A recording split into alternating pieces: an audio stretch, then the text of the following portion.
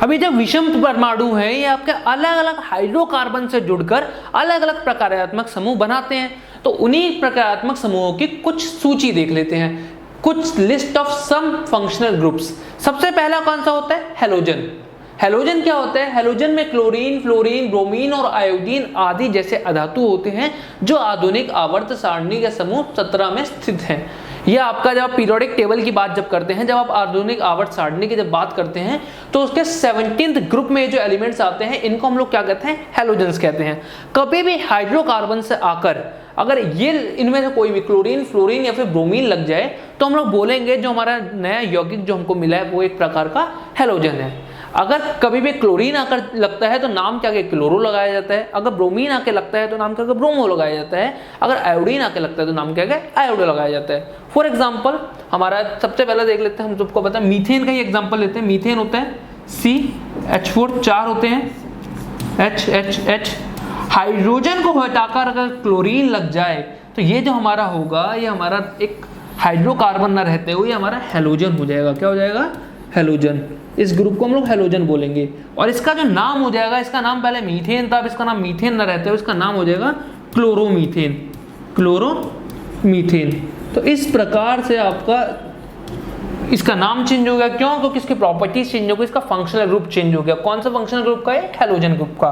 दूसरा, अगर क्लोरीन की जगह क्लोरीन की जगह क्लोरीन न लगते हुए क्या लगे? ब्रोमीन लग जाए हाइड्रोजन की जगह, तो इस तरीके का बनेगा। CH4 यहाँ हाइड्रोजन लगना था, हाइड्रोजन की जगह कौन लगा? ब्रोमीन लगा। तो ये भी कौन सा ग्रुप का एलिमेंट हो गया? आपका हैलोजन ग्रुप का। ये आपका अभी तक हम लोगों ने खाली सिंगल का देखा। अगर डबल कार्बन एटम भी हो, दो कार्बन एटम भी हो, उसमें भी अगर किसी जगह पर हाइड्रोजन की जगह हटाकर आयोडीन लग जाए, क्लोरीन लग जाए, ब्रोमीन लग जाए तो उससे भी वो पूरे के पूरे गुणधर्म चेंज कर देगा, प्रॉपर्टीज चेंज कर देगा। और जो हम लोग को नया पदार्थ जो नया यौगिक मिलेगा वो कौन से ग्रुप का मेंबर होगा? हैलोजन ग्रुप का मेंबर होगा। और इसका नाम होगा आयोडो, क्योंकि 2 कार्बन एटम्स हैं तो आयोडो ईथेन। तो इस तरीके से हमारा हैलोजन ग्रुप्स क्या होते हैं? 17वें ग्रुप का कोई भी एलिमेंट आकर हाइड्रोजन को उसकी जगह से हटाकर अगर लग जाए तो इसका मतलब वो हैलोजन ग्रुप का मेंबर है। दूसरा होता है हमारा एल्कोहल समूह। एल्कोहल एक अन्य प्रकारात्मक समूह है जो हाइड्रोकार्बन की श्रृंखलाओं से जुड़कर अणुओं का समूह बनाता है। इसमें हाइड्रोक्साइड यानी OH हाइड्रोकार्बन से एक हाइड्रोजन परमाणु को हटाकर स्वयं जुड़ता है और अल्कोहल समूह का यौगिक बनाता है। होता है क्या इसमें? जो हाइड्रोकार्बन जो होते हैं, चाहे आपका अल्केन हो चाहे कोई सा भी हाइड्रोकार्बन हो, उसमें से हाइड्रोक्साइड जो है वो हाइड्रोजन को हटा देता है। हाइड्रोक्साइड की हम सबको पता है वैलेंसी -1 होती है। OH की वैलेंसी जो होती है -1 होती है, तो इसकी भी वैलेंसी 1 है, हाइड्रोजन की भी वैलेंसी 1 है। तो ये क्या करता है? हाइड्रोजन को उसकी जगह से हटा देता है। जब मीथेन की बात करते हैं, हाइड्रोजन लगना था, हाइड्रोजन को उसकी जगह से OH ने हटा दिया और क्या बना दिया? आपका अल्कोहल ग्रुप का मेंबर बना दिया। उदाहरण, OH अल्केन जैसे हाइड्रोकार्बनों से जुड़कर अनेक प्रकार के अल्कोहल का निर्माण करता है, जैसे मिथेनॉल। मिथेनॉल मतलब CH3OH। मीथेन में से जब आपका उन हाइड्रोजन को हटा के OH लगा दिया तो मिथेनॉल, जब इथेन में से हटा दिया तो इथेनॉल, जब आपका प्रोपेन में से हटा दिया तो प्रोपेनॉल। इस प्रकार से ये जो आपका फंक्शनल ग्रुप होता है इसमें क्या होता है? खाली हाइड्रोक्साइड आयंस जो होंगे वो हाइड्रोजन को उसकी जगह से हटा रहे होंगे और एक नया समूह बना रहे होंगे नई गुणधर्मों के साथ। इस प्रकार के समूह को हम लोग अल्कोहल कहते हैं। इंग्लिश में इसको अल्कोहल कहते हैं और हिंदी में भी इसको अल्कोहल ही कहते हैं। साथ में आप इसको दारू वाला अल्कोहल नहीं है, याद रखिएगा।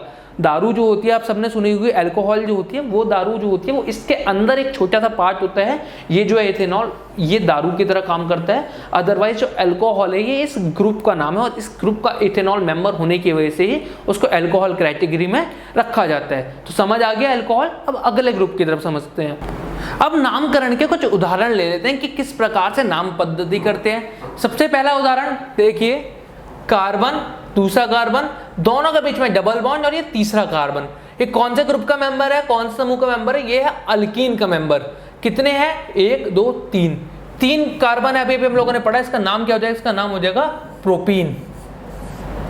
इसका नाम हो जाएगा आपका प्रोपीन। इस वाले को देखते हैं, 1 2 3, इसमें भी क्या है? 3 ही कार्बन है, लेकिन क्या है? ट्रिपल बॉन्ड है। तो इसका नाम क्या हो जाएगा? इसका नाम हो जाएगा प्रोपाइन। इसका नाम हो जाएगा प्रोपाइन।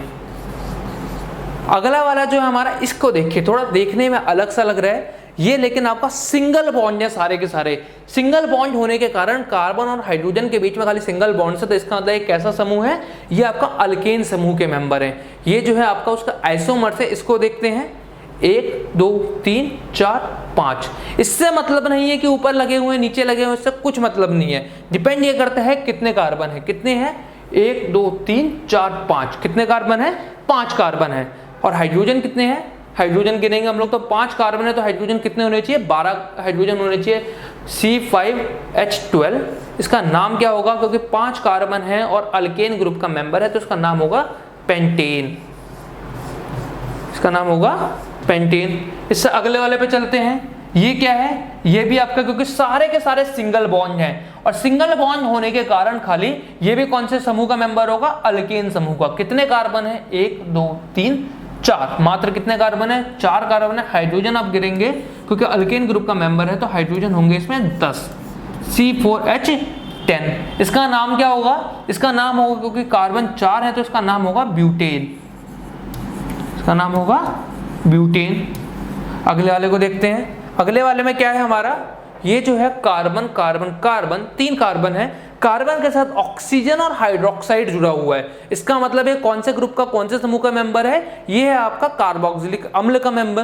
कितने कार्बन आइटम्स है 1 2 3 कार्बन आइटम्स है, तो नाम के शुरुआत में लगेगा प्रोपेन, और आपका क्योंकि ये आपका कार्बोक्सिलिक अम्ल का है तो आखिरी में लगेगा ओइक अम्ल, तो इसका नाम क्या हो जाएगा प्रोपेनोइक,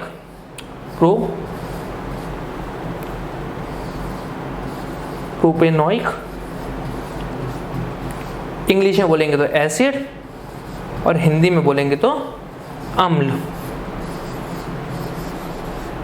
ठीक है, अब अपने इस वाले को देखते हैं। ये क्या है, ये भी आपका कार्बन कार्बन ऑक्सीजन और हाइड्रोक्साइड, क्योंकि इसमें भी ऑक्सीजन और हाइड्रोक्साइड लग रहा है, तो ये भी कौन से ग्रुप का मेंबर है हमारा, कार्बोक्सिलिक अम्ल का है, क्योंकि इसके अंदर 2 ही कार्बन आइटम्स हैं। तो इसका नाम क्या होगा, इसका नाम होगा इथेनोइक एसिड। तो इसी प्रकार से अगर हमारा यहाँ खाली ऑक्सीजन ना लगते हुए यहाँ खाली क्या लगता, हाइड्रोक्साइड लगता, खाली क्या लगता, हाइड्रोक्साइड लगता। देखते हैं, खाली हमारा जो है अगर हाइड्रोक्साइड लगता, 2 ही कार्बन है, इधर हाइड्रोजन इधर हाइड्रोजन इधर हाइड्रोजन इधर हाइड्रोजन इधर हाइड्रोजन, इधर हमारा OH लग जाता। इसका नाम क्या हो जाता है, क्योंकि 2 कार्बन है खाली और एक हाइड्रोक्साइड लगा हुआ है, तो ये कौन सा ग्रुप का मेंबर हो गया, कि अल्कोहल ग्रुप का मेंबर है, और इसका नाम होता है, क्योंकि 2 कार्बन है तो इसका नाम होता इथेनॉल। क्या नाम होता, इथेनॉल। इसके अलावा अगर आपका कार्बन जो है इस प्रकार से खाली आपके 2 ही कार्बन आइटम्स होते, खाली आपके 2 ही कार्बन आइटम्स होते 1 2, इसके आगे एक चेन लग रही होती, किसकी, इधर ऑक्सीजन जुड़ रहा होता, ऊपर हाइड्रोजन जुड़ रहा होता, इधर हाइड्रोजन इधर हाइड्रोजन इधर हाइड्रोजन इधर हाइड्रोजन और इधर हाइड्रोजन। इसका नाम जो होता है, इसका नाम क्या होता है, क्योंकि 3 कार्बन आइटम्स हैं और ये आपका जो है देख, क्योंकि ऑक्सीजन कॉर्नर में लगा हुआ है, या फिर ऊपर लगा लीजिए फिर कॉर्नर में लगा लीजिए, बात एक ही होती है। इसका जो नाम हो जाता वो होता 3 कार्बन होने की वजह से इसका नाम होता प्रोपेनल, क्योंकि एल्डिहाइड ग्रुप का मेंबर है। कौन से ग्रुप का मेंबर है, एल्डिहाइड ग्रुप का।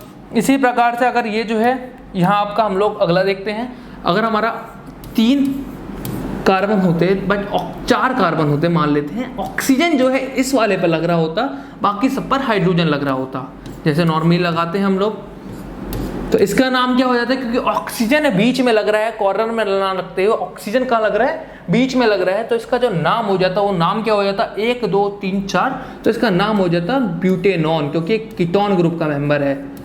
तो इसी प्रकार से हम लोग किसी भी यौगिक का, चाहे आपको कोई भी यौगिक दिया गया हो, अगर हम लोगों को उसका प्रक्रियात्मक समूह पता है, हम लोगों को उपसर्ग पता है क्या लगाना है, हमें प्रत्यय पता है क्या लगाना है, हम लोग किसी भी आपका यौगिक का नामकरण कर सकते हैं। तो ये जो है आपका पेपर में पूछा जाता है, तो इसको पढ़ के जरूर ही जाइएगा। तो अब आगे चलते हैं। संतृप्त तथा असंतृप्त हाइड्रोकार्बन का दहन या जलाया जाना।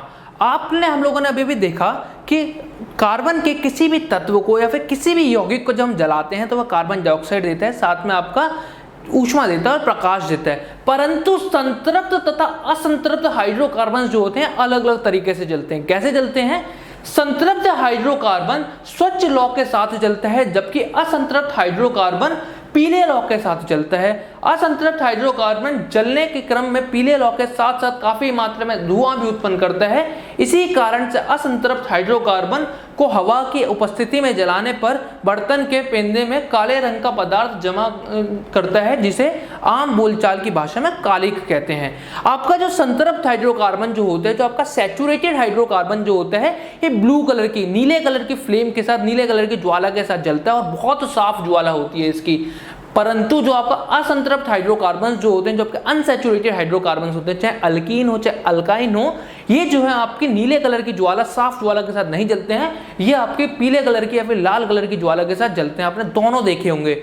आप लोगों ने सिलेंडर से कभी भी गैस जलती हुई देखी होगी तो आपने नीले कलर की ज्वाला जलती हुई देखी होगी। क्यों? क्योंकि सिलेंडर के अंदर CH4 यानी कि मीथेन गैस होती है, जो कि एक सैचुरेटेड हाइड्रोकार्बन है और वह नीले तरह की लौ के साथ जलती है। परंतु जब आप लोगों ने मोमबत्ती जलाई होगी तो आप लोगों ने देखा होगा कि उसका पीले कलर की लौ जलती है हल्की सी। ऐसा क्यों होता है? क्योंकि जो मोमबत्ती होती है इसके अंदर असंतृप्त हाइड्रोकार्बन होता है। और कभी भी आप लोग असंतृप्त हाइड्रोकार्बन जलाते हैं मत तो ये साथ के साथ अपना क्या देता है, कुछ मात्रा में धुआं भी उत्पन्न करता है। यही धुआं जो है धीरे धीरे करके जमते जमते जो आपका कोई भी बर्तन होता है, उसका जो पैंदा होता है, जो उसका सरफेस होता है नीचे का, उसको काला कर देता है। और हम लोग आम भाषा में उसको क्या कहते हैं, उसके ऊपर कालिक लग गई है। वो क्यों लग जाती है? क्योंकि हम लोग उसको असंतृप्त हाइड्रोकार्बन के साथ जला के उसके ऊपर रख रहे होते हैं। आप सब लोगों ने देखा होगा घरों के अंदर काजल लगाने के लिए इस्तेमाल किया जाता है। दिए के ऊपर चम्मच या फिर कोई भी कटोरी वगैरह रख के तेल वगैरह से कराया जाता है। वो क्यों कराया जाता है? क्योंकि वह असंतृप्त हाइड्रोकार्बन को जलाया जाता है। हालांकि संतृप्त हाइड्रोकार्बन को भी जब हवा की सीमित उपस्थिति में जलाया जाता है तो यह पीले लौ के साथ जलता है तथा कालिक उत्पन्न करता है। जबकि वैसे तो सैचुरेटेड हाइड्रोकार्बन जो है हवा की उपस्थिति में अगर इसको जलाया जाए तो यह नीले लौ के साथ जलता है, जो आपका बिल्कुल साफ स्वच्छ लौ होता है। परंतु अगर इसको सीमित उपस्थिति में हवा की मात्रा कम है, ऑक्सीजन की मात्रा कम है, तो इसके कारण क्या होगा, यह भी कैसे जलता है, पीले कलर के लौ के साथ जलता है। आप लोगों ने यह भी देखा होगा। गैस या केरोसिन स्टोव में ईंधन के साथ पर्याप्त मात्रा में हवा जाने के लिए छेद बने होते हैं। कभी कभी जब यह हवा जाने वाला छेद बाधित हो जाता है तो स्टोव जलने के क्रम में ब्लू लौ की जगह पीले लौ के साथ साथ कालिक भी उत्पन्न करता है। क्या होता है? क्योंकि आपका असंतृप्त जो हाइड्रोकार्बन होता है ऑक्सीजन की उपस्थिति में ही नीले लौ के साथ जलता है। तो इसी वजह से आपका केरोसिन स्टोव या फिर हमारे घरों में जो गैस इस्तेमाल होती है उसके चूल्हे के अंदर आप सब लोगों ने देखा होगा छेद होते हैं। वो छेद होते ही क्यों है? ताकि ऑक्सीजन जो है पर्याप्त मात्रा में वहां तक जाए और जो दहन हो वह बिल्कुल स्वच्छ लौ के साथ हो। परंतु कभी भी अगर यह छेद जो है आपके बाधित हो जाते हैं, किसी भी प्रकार से जो छेद हैं रुक गए और ऑक्सीजन पर्याप्त मात्रा में नहीं जा रही है, तो कुछ इस प्रकार से आप लोगों ने देखा होगा आपका जो चूल्हा होता है, जो गैस का जो चूल्हा होता है, वह भी कैसी लौ के साथ जलने लग जाता है, लाल कलर की लौ के साथ जलने लग जाता है और आपका कालिक उत्पन्न करता है। तो ये याद रखिएगा, संतृप्त हाइड्रोकार्बन हमेशा कैसे जलेगा, नीले लौ के साथ जलेगा अगर उसे हम लोग हवा की उपस्थिति में रखते हैं। परंतु असंतृप्त हाइड्रोकार्बन है, चाहे उसे हवा की उपस्थिति में रखिए चाहे मत रखिए, वह हमेशा पीले लौ के साथ जलेगा और धुआं उत्पन्न करेगा।